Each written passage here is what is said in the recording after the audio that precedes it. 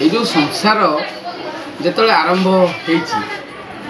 ये आम कहीं न था ये सृष्टिर आरंभ होती मनुष्य भितर गोटे मन आ गोटे बुद्धि ये सीमित ज्ञान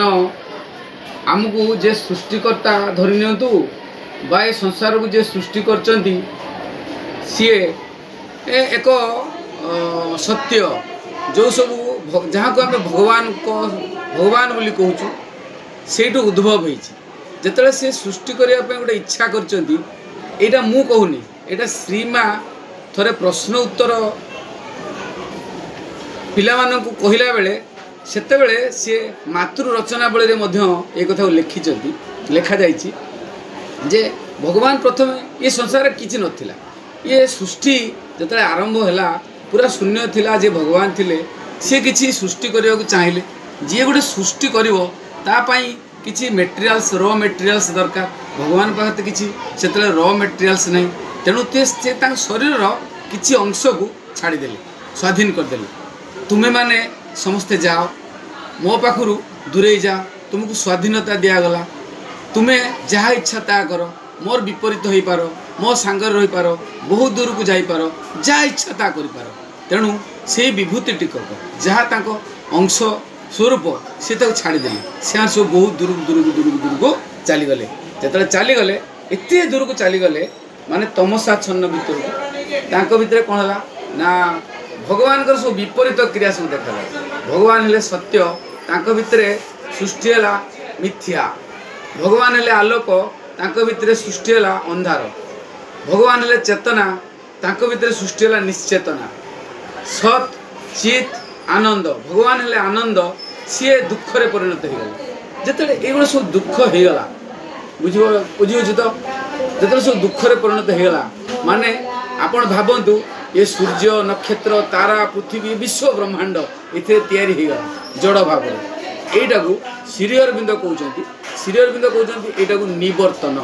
बा इनभल्यूशन इभल्यूशन इनभल्यूशन इनभल्यूशन माने निवर्तन माने सूक्ष्म भाव में घटना घटला जड़ रूप नेला संसार जड़ रूप नेला धर्म सृष्टि ना ना ना ये हूँ माने किमिति जीव सृष्टि जड़ सृष्टि तापर धर्म आसी धर्म परिवर्तन होपर आसी आसी आसी आसी समाज ये अवस्था गोटे पहुँची ये प्रकृत गोटे दीर्घकाय आलोचना यहीपरि भाव में जड़ सृष्टि है एक इनभल्यूशन बोली कहला तापर भगवान कहले ना ना आउ तुम्हें माने एबे फेरी आस से फेरिया प्रक्रिया आरंभ होगा से जो जड़ता इभल्यूशन रे जो सूक्ष्म भाव सब सृष्टि होता विवर्तन अनुसार सी धीरे धीरे धीरे धीरे धीरे धीरे जड़ जड़ू जीव जीवरु प्राणी प्राण विकास कला प्राणी प्राणी मन विकास कला मनुष्य बर्तमान आम मनुष्य अवस्था पहुँचे मनुष्य होउछि मनर विकास होती मनुष्य किंतु मनुष्य प्रकृत में संपूर्ण मनुष्य होनी श्री अरविंद से कहते मनुष्य माने गोटे मध्यवर्ती कालीन सत्ता man is a transitional being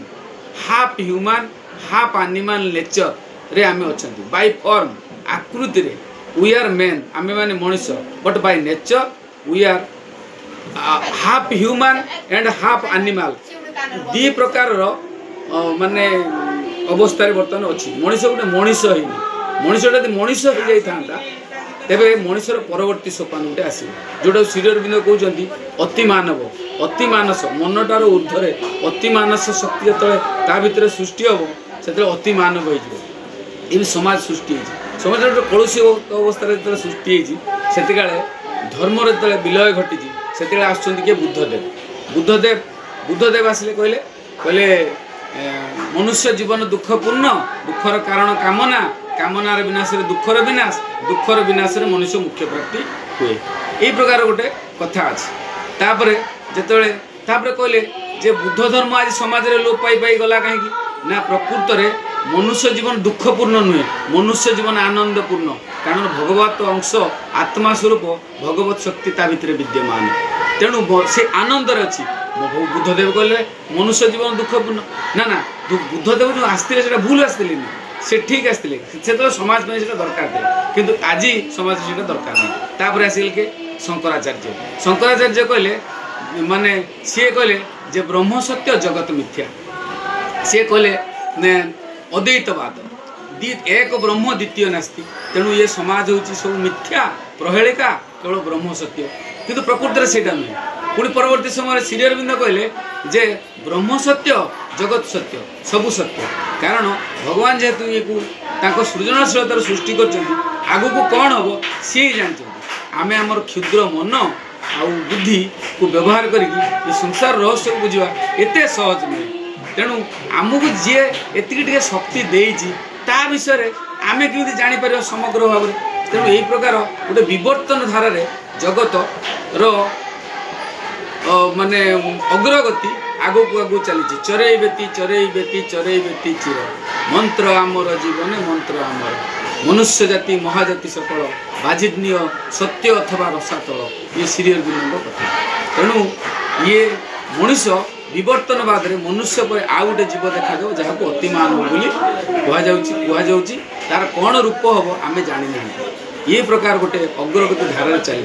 जो श्री अरविंद अतिमान शक्ति 1950 मसीह पृथ्वी को अवतरण कला से गोटे विराट परिवर्तन चलती ये प्रकृति द्वारा चलती जे सचेतन ता भितर भी चलती जे अचेतन ता भितर भी चलती यही प्रकार कथा अच्छी आम